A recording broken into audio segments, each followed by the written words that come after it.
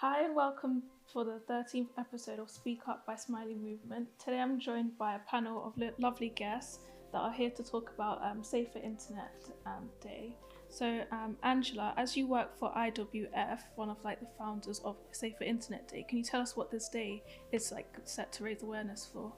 Yeah, sure. So Safer Internet Day is the biggest UK celebration of online safety.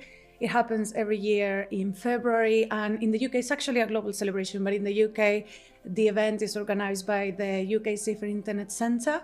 So that's is made up of 3 organizations. We are part of it, the Internet Watch Foundation, and then we also have ChildNet International and SWGFL, Southwest Grid for Learning. And the day, as I said, is celebrated every February.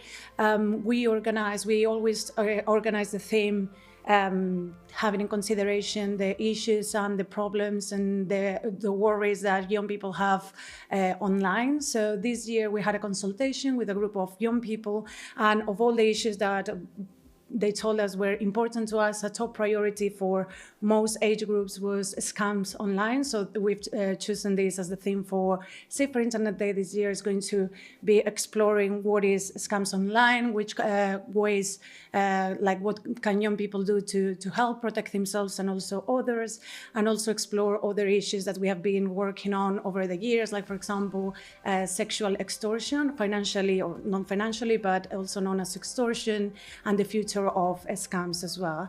So it's taking place on the 11th of February, and there is a website that people can visit. It's saferinternetday.org.uk, where people can go and find and download all the free resources. They are also adapted for different age ranges. There is also webinars, there is also quizzes, interactive quizzes that people can download, a social media pack that for everyone to use, and there is still time for organizations or schools to sign up and become supporters of the day and to help us celebrate and talk about this important topic. Also important to say that for us it's very important that this is a child and young people focused event. So we are giving the voice back to young people. So it's going to be them who are going to be leading on the conversations and exploring the important issues. So yeah, that's Safer Internet Day. I think that was a really good way to start the discussion. So opening it up a bit more, what do you guys think are the biggest challenges on internet safety that people are facing today? Well, I think so if we look statistically from research that we've definitely done at Internet Matters, it's screen time and how much time kids spend online and find that balance. But I think what a big risk in general is more just how much there is out there. So how many different platforms there are, how it changes, but also just parents having to understand what's going on, what they can do, teachers doing the same. It basically changes almost every single day. And how they can, what steps they can take to try and keep their kids safe, and then kids, what they can understand, what they need to be aware of, how they can respond, how they can react. So I think that's probably, for me at least, the biggest risk of kind of the online safety space at the moment. I think for me, I think one of the main issues is the scale of harmful content that's available to access online. Ofcom did a recent survey where they spoke to British children, and 3/4 of all British children had seen harmful content online, whether that was violent material or content that promotes eating disorders and self-harm.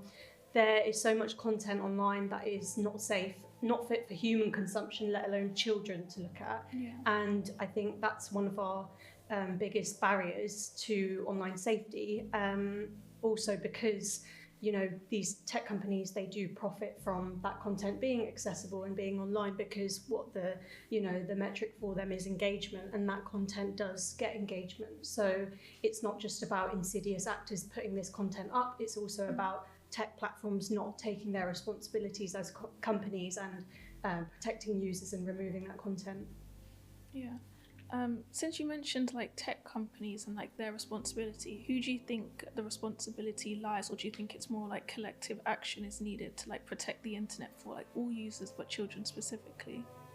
Yeah, I think it's a collective. There's never going to be one single person who can sort it all out. It's sort of an element of government with the Online Safety Act coming in and the importance of kind of regulating that, and Ofcom who will kind of enforce it, and also trying to encourage teaching of media literacy in classes, encouraging platforms to follow and doing the idea of design for safety.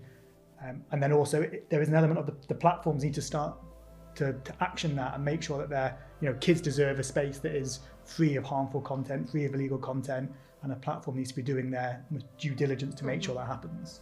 Yeah, we completely agree. We think it's a collective action of all actors involved. It's not going to be something that is sorted by only regulation or by only the will of parents of getting more information and trying to be more informed. There is all these elements of we need regulation and legislation that is going to make sure that our online spaces are safer. We also need parents and young people to be aware of the issues and the risks, and that they keep on informing themselves and keep getting all the updated information. But we also need the platforms to be safer. So as part of the Online Safety Act and now the codes of practice that the regulator have released recently, we really need to make sure that what has been promised by the Online Safety Act is actually achieved, and that the focus is on making the platform safer for all users to use. Yeah, I think prevention is always better than cure, and although there are really brilliant efforts right now in the tech justice space and they're totally needed, actually if tech companies did follow through on their responsibility the same way that any other industry and companies do, corporate social responsibility is not something new, but with social media platforms they've been very slow to actually enact their duties and their duty of care for users. Have you guys seen any positive examples of tech companies or other organizations inputting safety measures? So for example, YouTube Kids was kind of created to make things like a separate space but still YouTube. Have you heard of any other examples? Well, I think a lot of all tech companies and all the kind of platforms have some element of parental controls, and there's this element. What we try and do in Internet Matters is to give parents and teachers and sort of people who care for children the resources to know what those controls do, how to turn them on, how to adjust them, how to kind of engage with their child and make sure they're being used. I think there needs to be a really big push in making people aware of that by the platform, by organisations like ourselves and IWF, so that it exists. And as we get sort of more into the Online Safety Act, I think that will start to increase in awareness and is really important. There's obviously some, I suppose, technical elements of it, like age assurance, that we know needs to be incorporated in because of the Online Safety Act, and how to do that effectively will be a really interesting challenge going forward for Ofcom, for the government. Yeah, no, for us, we always encourage all organizations that have an online presence to be members of IWF, just because they would be able to access our services. So we would send notifications when content has been found on these platforms, and we would work actively with these organizations to make sure that their services and their platforms are safe. So there are loads of good examples. We are always, as I say, in communications, trying to improve the systems, but as we've just been mentioning, there is a lot of work that needs to be done as well, and to make sure that the highest standards of protection are sought when, in special, children and young people are being affected by all that. So we cannot be complacent, and we need to keep on pushing the boundaries and to get better online protection for everyone. Recently, in the news, there's been a lot of discourse about schools going tech free. More with students, no phones, phoneless schools. What's your thoughts on that? And do you think that's part of an initiative to start making the internet safer by champion offline and online safety, safe relationships with digital spaces? I think smartphone-free campaigns and initiatives like Smartphone-Free Childhood are, they're a great first step, and I think right now a lot of people feel totally powerless in terms of the risks online, in terms of making sure that your children are safe online. So of course the solution seems to be getting rid of the smartphones, or not allowing children to use social media. But as someone who grew up online, I'm Gen Z, so I did grow up on social media. I do know that there can be a lot of benefits to social media in many ways, and there are risks, and both of those things are equally valid. So I think whilst it's a solution, it seems, it can be quite a short-term focus. And I think, like you guys have mentioned, digital literacy is really important. And actually, digital literacy would empower young people and children to have a healthy digital lifestyle. You know, the internet and online safety and, you know, the digital world is not going to go away. Like, we're in it now, we live in a digital world. So empowering young people to have healthy relationships with those technologies and being able to sort of spot harms when they do come across them, and be taught that, you know, it's not their fault if they get sucked into something that they don't want to be sucked into, or if they fall down, you know, a bad path online, because that is the risk. Just empowering them through that knowledge rather than, I guess, abstinence. I mean, it's the same approach that we have to sex education, and actually if you teach people to how to have healthy sexual relationships, that's much more empowering, and it's the same for the digital world.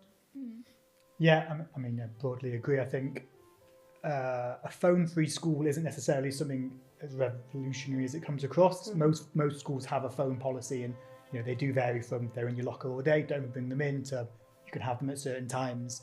So I think that's something that during school time perhaps is a benefit to it. Like you say, there's so many benefits of social media, of the internet, that means that there's potential of kids missing out on opportunities to use it for educational purposes, but also, again, sort of mirroring what you're saying, which is you need to start to teach good habits as early as you can, because the fact is the internet isn't going anywhere, and learning those habits early will make for a safer experience for everyone as they go through their life.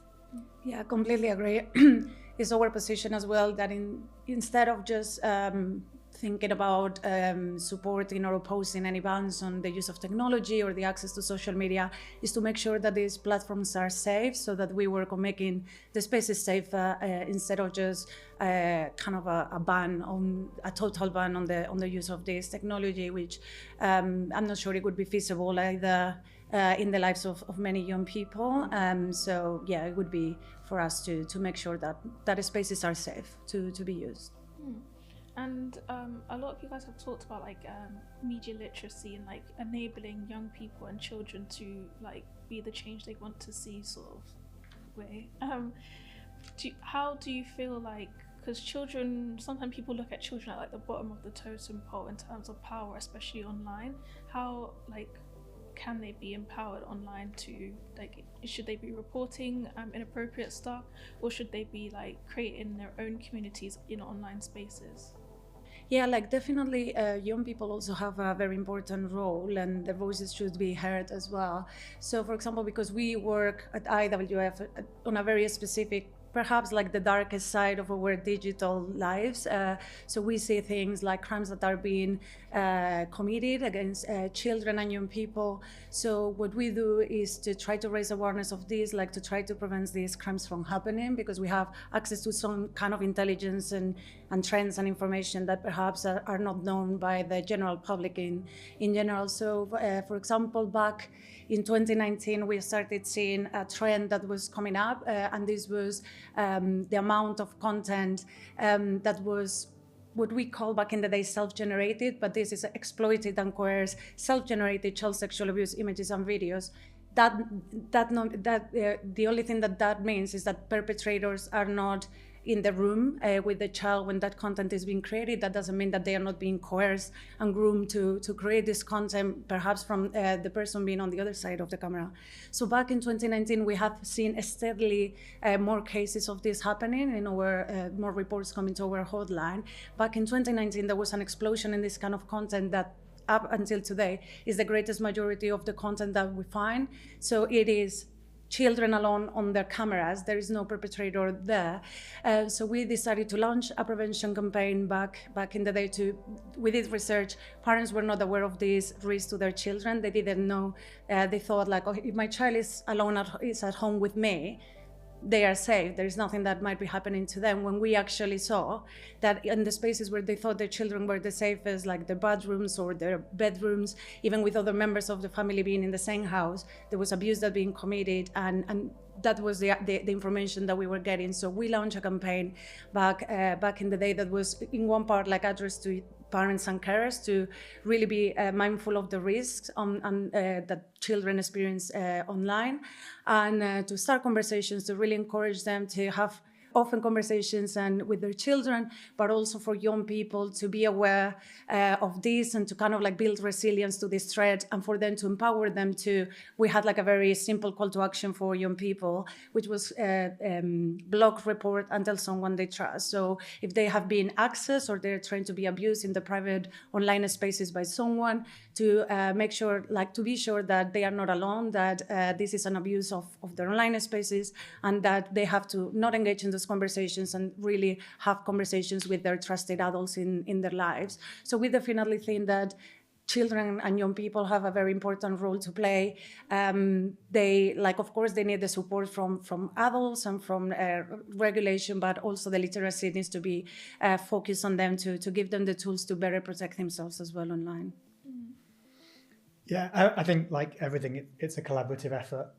So there are some things that parents can do. At Internet Matters, we have something we call the online safety checklist, which is sort of ABC, so activate parental controls, something that parents can do, balancing screen time. So the idea of making sure that they're online and offline balance, but also what they're doing online is a mixture of sort of passive and active. But then the last one is called check and chat. And that is the idea of communicating with your child, talking to them about what they're doing online, what they're experiencing, and what to do if they come across something that maybe upsets them. So the idea of digital resilience and media literacy is really important, because in the end, you can't be with your child every second of the day. It's impacting children and they need to know how to behave. So there's a responsibility, I guess, of caregivers to educate children. But in the end, it's like anything offline, it's down to what the children want to do and want to see and how they behave. So you want to teach them those behaviors first. Yeah, and like both of you have mentioned, like conversation is so important. I think that's a massive part of it. And, you know, it doesn't only benefit children, but all of us need to be having conversations, open conversations about how we feel about the digital world, or how we feel about our screen time habits, or, you know, the fact that we've seen something online that's really upset us, or, you know, any of those experiences. I think we really need to be talking collectively in society, because I think social media does make you feel like you're an individual and like your experiences online are isolated, but in fact we know that that's not the case. And I think having those conversations, intergenerational conversations, but also children and parents, like, it can be really empowering for us to be more open about our own experiences online. Yeah, so from the research that we did for the campaign, when parents it was obvious that they were not aware to the risk to their children. There was also kind of like parents were expressing they were very worried that maybe they weren't having the right conversations, that they didn't have all the tools to start those conversations, and that was preventing them from starting them. And it was very curious, because what we heard from the young people that we surveyed is that they appreciated every attempt by the adults in their lives to have those conversations. And even if these were done a little bit more clumsily or not, they were really open to them talking to them about these things that are important in their lives. And what we found as well is that just one conversation can make all the difference for a child to be safer online. So do not wait to find the perfect moment to have all the information, to be sure of all the everything. Don't have one big conversation, have several conversations, several attempts, and start today, because that could be what makes all the difference for your child or a young person in your life to be actually safer online. We found a similar thing, which was, like you say, parents don't know when to have those chats. And it's the same as any sort of awkward chat, like you use sort of sexual health as an example. I'm sure every parent finds that conversation to be a little bit awkward, and when do you have it? But the same thing, what you're talking to your kids about is potentially quite a serious and upsetting thing, and how do you want to bring it to conversation? So we found moments sort of throughout the day, so things like meal times are really good, where everyone sort of sat down, it's more casual. One thing that's really common we hear is school drop-offs and pickups, where perhaps there's not that kind of face-to-face, you're looking directly at them, but it's to, like you say, doing it regularly while also doing it sort of casual, like bringing it up and making it part of a normal conversation, the same way you would say, how was your day, what did you do today? It's just, what were you doing on the internet today, what apps were you using, and having it as a regular conversation, and then building that, if they see something upsetting, what they can do, how to report, how to block, and just giving them those skills over the course of their day-to-day life. And it's like, I like that you guys all brought up like the impact like in people's personal lives, because like the relationship between like mental health and internet usage and social media has like been an ongoing like topic. Like I've heard it for years, how would you say that you guys have observed the relationship between mental health and like internet safety in your like relative like perspectives? Personally, I think, mental health and social media are inseparable now. Today, like I said, I grew up using like Instagram, Tumblr. I know that those platforms definitely affected my own view of myself and how sort of what my own struggles were as a teenager. But also I'm a member of the Families for Online Safety, so I campaign with them, and I actually lost my sister to online harms. So, when we talk about online harms, often we talk about the worst case scenario, and that is the most awful thing that you could experience as a result of the lack of safeguards that we have online. But I think personally, any negative impact on your mental health as a result of social media is an online harm as well. And I think there is a whole scope of harms that people are experiencing, like I say, whether it's being addicted to your phone and that making you really lonely and feeling low, or whether it is you seeing content that influences you to, self-harm or anything like that. It's such a hard balance to find, because social media has so many positives for kids as well. They get to meet people they might not meet, or to sort of talk about things they don't have a community elsewhere, so they get to sort of bond with these people who suddenly have an interest they do. But absolutely, there's also content out there that can impact them in terms of how they see themselves, how they see others, and there isn't a one fixed solution. Like we've kept saying, it's about conversation with them. It's about making sure that the apps they're using are appropriate, and they're sort of slowly being introduced to the idea, and that maybe what they see online isn't always the case, or isn't applied to them, or there's filters applied.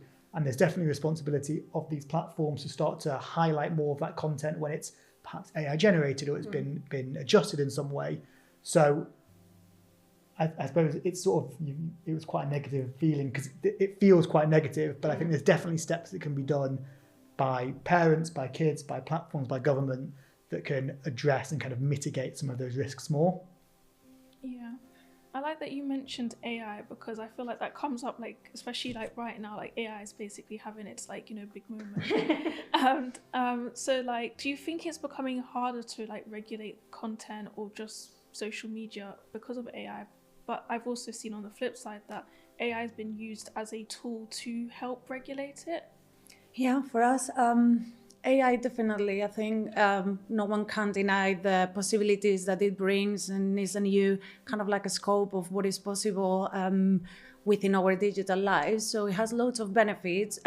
Again, I feel like also bring like the negative side, but it's just because of the focus that we have. We have seen a constant increase in the amount of AI-generated child sexual abuse material that we find online. So we took a look at the kind of like how this has increased, and by October, in the last 6 months, our analysts found more content than in the entire previous year that was AI child sexual abuse generated, images and videos. And it has like a lot of kind of outcomes of this finding. First of all is the fact that a lot of it is so realistic that it's very difficult to distinguish what is an AI-generated child sexual abuse image than of a real victim. So if you come across that accidentally online, if you're just on the internet and you accidentally see this content, it's very traumatizing and it's very harmful, because for you it wouldn't make a difference that if it was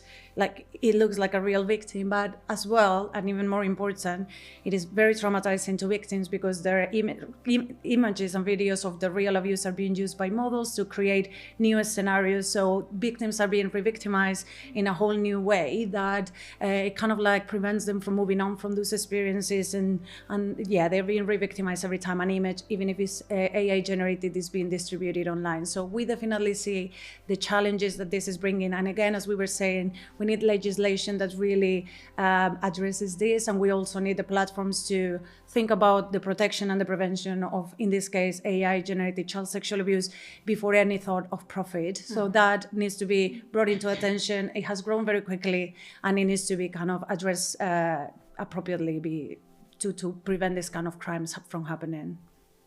I think we're seeing a similar sort of pattern with what happened in the early days of social media. You know, all of the hype was about, oh my God, connection, you know, this is going to bring us so many opportunities. And, you know, a lot of that, you know, in ways was true and was the case. But I think narratives of progress and innovation in the tech space can often, you know, blind us to actually what is happening already. And like you say, the risks are already happening. The harms are already happening when it comes to AI generated content, but also AI in other ways. And what we really do need is safeguards, and we need to be having the conversations around safeguards and actually slowing down. I think we're so quick to see something shiny and new and think, oh my God, it's going to be amazing, it's going to change the world. But actually, you know, whilst AI might be a tool for climate resilience, it is consuming so many climate resources and natural resources in order to exist. So it's a double-edged sword, and I think we need to have more conversations around that too. So like, do you think like before, I guess, like new technology comes out, it should be like risk assessed, kind of like, so we don't get the risks before like they assess it, type of thing? Yeah, absolutely. I think, you know, young people and younger people who grow up on social media have been treated like guinea pigs, and I think a similar thing is happening now with AI. You know, it's being unleashed before we have had those sort of like checks in place of like, okay, is this product safe? Is it going to benefit the collective rather than a few people at the very top who have all the monopolies and the power over these, you know, technologies? And yeah, I think we need to have a more collective approach, and everyone needs to have a say, because it's our digital world. It shouldn't be, you know, being led by a very few select companies and CEOs who are making all the decisions for our lifetimes. So yeah, I think there's definitely an element of risk assessing something that comes out and the damage it can cause. The difficulty is always going to be people use tools in so many different ways. You're never going to predict everything you possibly can. So there's an element of actually legislation sort of having to try and keep up as quick as it can, and people adhering to that legislation. And then also, I suppose, giving skills to the people. So giving skills to parents, to everyday people, to kids, to teachers, so that they can try and take as many actions as they can to keep their child safe while you're sort of in that in-between period. And to your point, there's definitely, in an ideal world, it would come out with some level of assessment done. There will always be a gap where new risks come because people use it in so many different ways. I'm certain when people thought of the idea of AI and ChatGPT was created, I know I never thought of it and thought suddenly there'll be deepfake pictures of people nude online. So understanding that gap and trying to solve it as quickly as you can, both with controls and with legislation, is really important. So brain rot, if you're online. Brain rot, it was Oxford's word of the year or phrase of the year for 2024. Do you think this word is like indicative of like our over-reliance and over-consumption of digital technologies and like the internet? I mean, I think brain rot encapsulates like our collective exhaustion of like the scale and the pace of the online world. You know, the amount of content that we see every day, the amount of news we see every day, the amount of notifications, like it does sum up like what so many of us are experiencing. So I think, you know, it's a valid term, but I want us to reject brain rot because we have agency. You know, there are apps that you can use to limit your screen time. You could possibly arrange to meet your friend on the weekend in real life rather than like having a FaceTime catch up. Like there are little habits and little switches we can make. And to be honest, like I only started doing that whilst writing my book, because I was like, oh my God, how am I going to meet this deadline if I don't get off my phone? And I started limiting my screen time, and for me that really helped, and I don't feel like I have brain rot anymore. But yeah, it's valid. In a weird way, giving it a name is a way of identifying it and how you can avoid it. Yeah. So like you say, those actions you can take by making sure you're doing things, you know, even if it's on your phone. I think I said before, there was this idea of like passive scrolling, which is engaging in that brain rot and watching endless Minecraft videos, whatever it's going to be. versus using your phone or using your device or going online in some kind of meaningful, engaging way and skill building or using it for educational purposes. So I think by identifying it as by just naming it, you're able to try and combat it by saying, I've done enough of that now, it's time to do a little bit more of this. And that's responsibility of kids as they get older, can hopefully identify, I spent too long looking at those videos now. But also parents can say, it's time to find a balance between doing something online valuably and then going offline, engaging in the real world. Do you think like a solution like Netflix is like, are you still watching, but for like regular social media is like what we need or something? Yeah, I mean, that sort of stuff exists, like I say, with screen time, like parental controls, setting time limits. You can, not even parental controls, you can set it on your device using various different apps or some inbuilt into platforms. So I think it's about knowing your limits and setting those limits so that you can behave accordingly. So Netflix kind of makes you do it, which is great, but there's no reason why a similar thing can't be implemented on your phone by you. So like to end, like what would you guys all say are some practical steps for individuals to take to ensure their own safety as well as the safety of others online? I would say it can feel like a really daunting and overwhelming and terrifying prospect, but there are really amazing organisations like yourselves and also campaigns and grassroots movements already fighting for a safer digital world. So Encode Justice, Design It For Us, those are some youth-led ones. People versus Big Tech are really great. Control or Reclaim, and joining those sorts of initiatives can make you feel more power, and also we have much more power when we're collectively working together rather than just on our own trying to combat these overwhelming harms by regulating our screen time. That isn't enough, but that is one step you can make, and there are of course others. Yeah, I mean, I agree, it's so overwhelming that Internet Matters focuses particularly on, like I say, people who look after children. So as a parent, there are so many things you've got to do that online safety feels like this massive task, but sort of breaking it down, like I say, on our site we have a load of resources. We have this checklist, this ABC checklist. We have a way of getting a personalised toolkit given to you, so depending on what your child does. And I think it really is just making it feel manageable and bite-sized and engaging your child in that conversation, making sure they feel involved as they go along that journey. Because then for kids, it really is about them taking ownership of themselves and knowing what to do and having been taught those skills, implementing them. It's the idea of telling your parent when you see something upsetting, knowing something maybe isn't real because it looks a bit suspicious or it looks like a scam. If it's too good to be true, probably isn't true. And I think it's all just about taking small steps to building better habits, better digital habits. Yeah, no, definitely. Something that we created for this campaign that I mentioned about, we have other campaigns, but I think that one is the most relevant for this conversation. We created something that we named the TALK checklist for parents and carers.